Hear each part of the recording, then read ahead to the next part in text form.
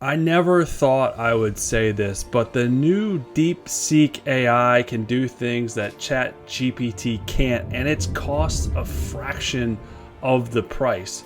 And what's more, it's putting big tech in panic mode. It has the stock market crashing. This thing could change the game again. So I want to talk about the differences of DeepSeek's AI and why this is such a big deal. Let's go. So this is all over the news, the new DeepSeek R1 model AI coming out of China. And this thing is taking the world, especially the tech world, by storm. Unlike ChatGPT, which requires immense computing power and resources, the R1 model is highly efficient, cost-effective, and is just as capable, if not more capable in certain areas than ChatGPT. And it's been developed with a budget of under $10 million. So R1's success proves that you don't need billions of dollars to create groundbreaking AI, which is earth-shattering to OpenAI, who created ChatGPT. So why is it supposed to be better than ChatGPT? Well, first of all, efficiency. It uses 40% less computing power while delivering comparable or even better performance in some use cases. Secondly, it's cost effective. R1's infrastructure is accessible to smaller companies, so smaller companies can compete with the bigger companies. And it has specialized features. It excels in industry-specific tasks, such as scientific research and advanced data modeling. So where ChatGPT tries to do all the things, DeepSeek branches out into specialization. So it's a lot more efficient and a lot more fast because it's not trying to do all the things at once. It has different models, different infrastructure for each specific area of intelligence, from my understanding. So how is this impacting big tech? Well, the R1 disrupts their monopoly. So they have a monopoly using ChatGPT, who was created by OpenAI, their proprietary ecosystem. So R1 is built on an open, adaptable framework. So companies that couldn't afford cutting-edge AI before now have a viable alternative. And imagine a world where smaller players can compete with the tech giants. So that is what R1 is delivering and is sparking. And that's why the big companies are worried, because they do not have as much of a lead as they used to have had.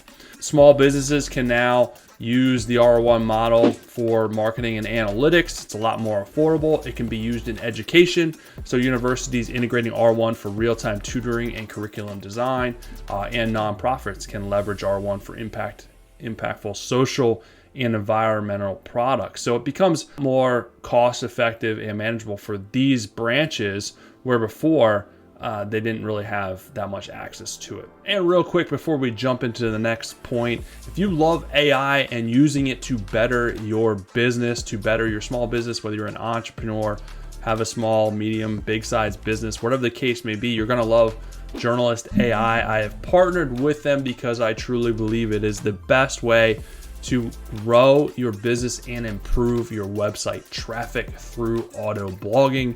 It's an AI auto blogger that really brings things to the next level. You can put in keywords, you can put in title, you can tailor your results and what you want to get, and have an SEO optimized blog article released and auto post to your website, auto post to your social media in just a couple of minutes. And you can do 1 post a day, 2 posts a day, 5 posts a day, 5 posts a week, 5 posts a month, whatever you want to do. And these are fully SEO optimized blog articles with internal links, backlinks, keywords, alt text in AI generated images, YouTube embedded videos, everything you can imagine this tool has. It's very easy to use, very simple. There's a link below. Get a free trial, get 10% off your next subscription of it. Try it out. I guarantee your traffic will improve. And with that comes all the things that you want: more purchases, more bookings, more sales, more results. You got to try this thing out. What can R1 actually do better than ChatGPT? This is what everyone wants to know. This is where this is really earth-shattering. So here are some examples of how the R1 shines and how it can compete and even do better than ChatGPT. So the first is healthcare. ChatGPT can provide general medical advice, but the R1 goes further by analyzing patient data to suggest personalized treatments. So hospitals using R1 to predict patient recovery times based on unique health metrics could be one example of how this could be used in a better way and do better than ChatGPT. The second way is scientific research. So ChatGPT generates generalized research summaries. R1 can actually analyze complex data sets such as genome sequencing with precision. So an example of this is labs accelerating drug discovery by 30% with R1's computational models. So this is kind of next level stuff. The third example is education. So unlike ChatGPT, R1 adapts to individual learning styles. So it's not just a blanket for everyone gets the same output. So it can provide tailored lesson plans and real-time feedback. So students in rural areas accessing personalized tutoring sessions via R1 would get a more personalized approach depending on where their skill levels lie. So the next thing that kind of sets the R1 apart is some of the challenges that ChatGPT struggles with in terms of ethics and privacy and all that stuff. So the R1 stands out ethically because they're saying that it has bias reduction. So R1 developers prioritize training on diverse, inclusive data sets, which helps. Transparency is number 2. The R1 provides explanations for its outputs, unlike ChatGPT's often opaque responses. And 3, privacy. This is the big one. It processes data locally, reducing risks of data breaches and ensuring user confidentiality, which is awesome. And such a difference because ChatGPT, when you put something in there, it's out there. And so you shouldn't put private information in ChatGPT unless you want it to fall into the wrong hands. All right, so what does the future hold for ChatGPT and R1? Well, I mean, the R1 is really setting the stage for the next wave of AI innovation.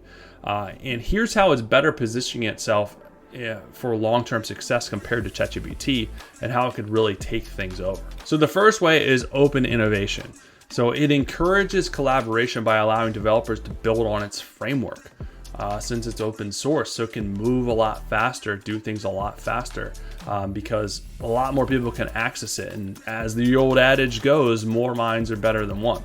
The second way is lower cost. So it's making AI tools accessible for schools, nonprofits, and small businesses worldwide. And these are the companies in the industries that really need it, that could really benefit it. So I think that's really important. And number 2 is user-centric design. So it focuses on solving real-world problems rather than just showcasing tech capabilities.